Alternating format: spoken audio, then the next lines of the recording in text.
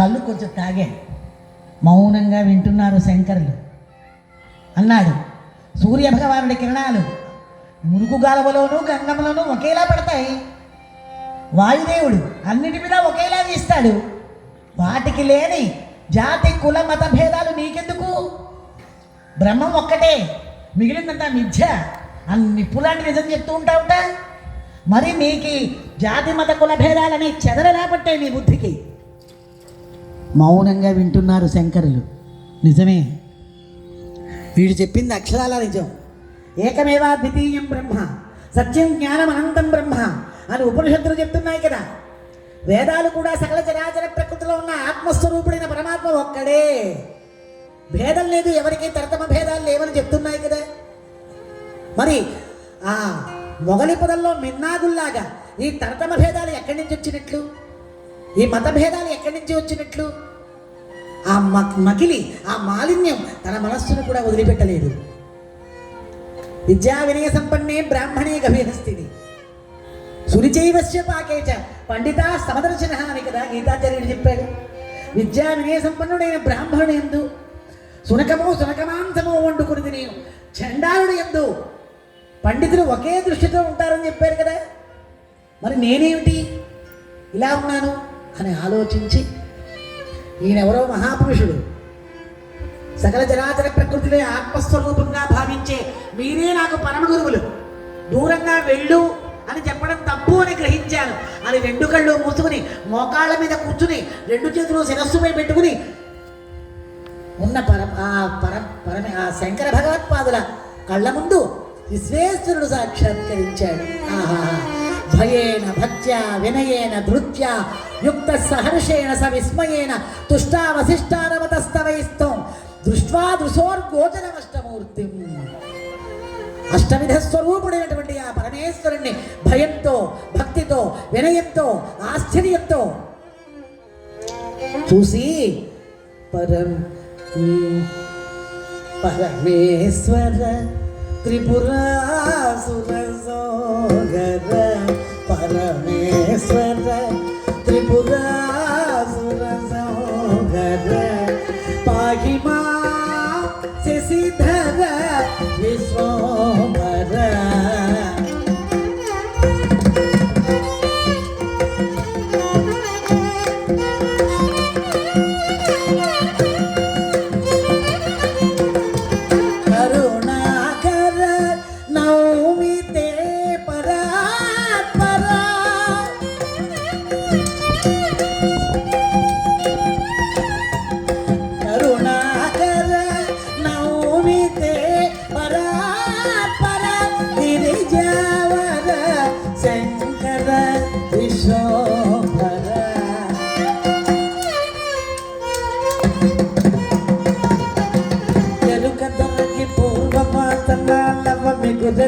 ఎదిగంటి క్షమింపుము,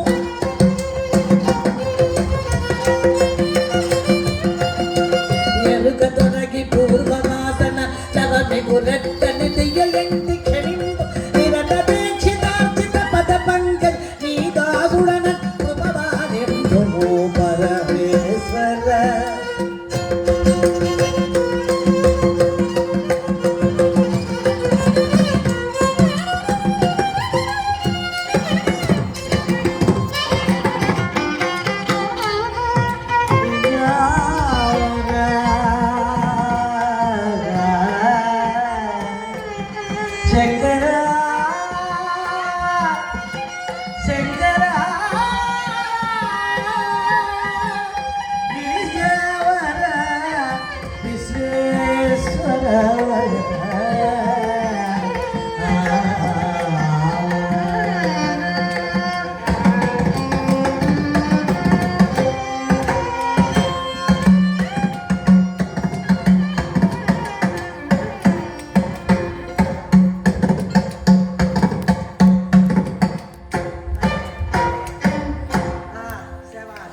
భలే అలా మహానుభావుడు.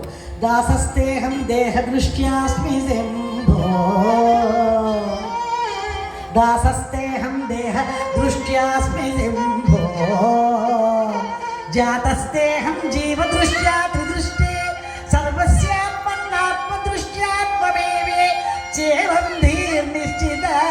సర్వశాస్త్రైః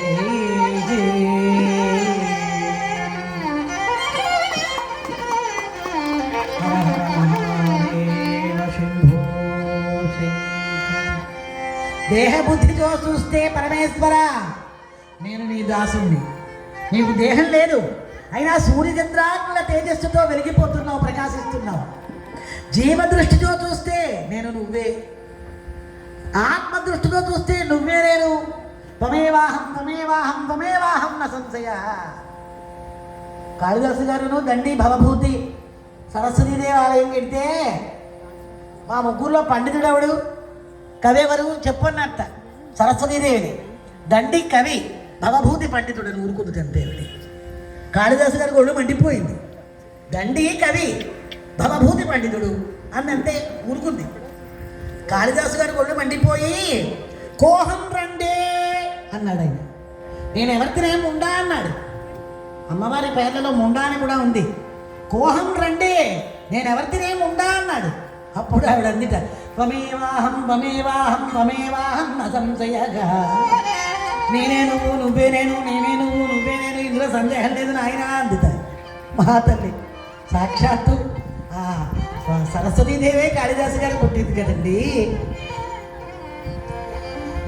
అలా నేనే నువ్వయ్యా, దేహబుద్ధితో చూస్తే నేనే నువ్వు నువ్వే నేను అని ఎప్పుడైతే చెప్పారో, శంకరులు కీర్తించారో, పరమేశ్వరుడు విశ్వేశ్వరుడు మందస్మిత వదనారవిందుడై శంకరా నీ స్వస్వరూప నిష్టను, నీ అద్వైత జ్ఞానాన్ని పరీక్షించడానికి వచ్చాను, నువ్వే నెగ్గావు అని అదృష్టుడైపోయేట మహానుభావుడు. ముక్తి మంటపంలో ధ్యాన నిమగ్నమై ఉన్న ఆ శంకరులకు ముముక్షువులు గందరగోళ పరిస్థితుల్లో ఉన్నారు. ఏది అనుసరించాలో ఏది అనుసరించకూడదో తెలియని అయోమయ పరిస్థితి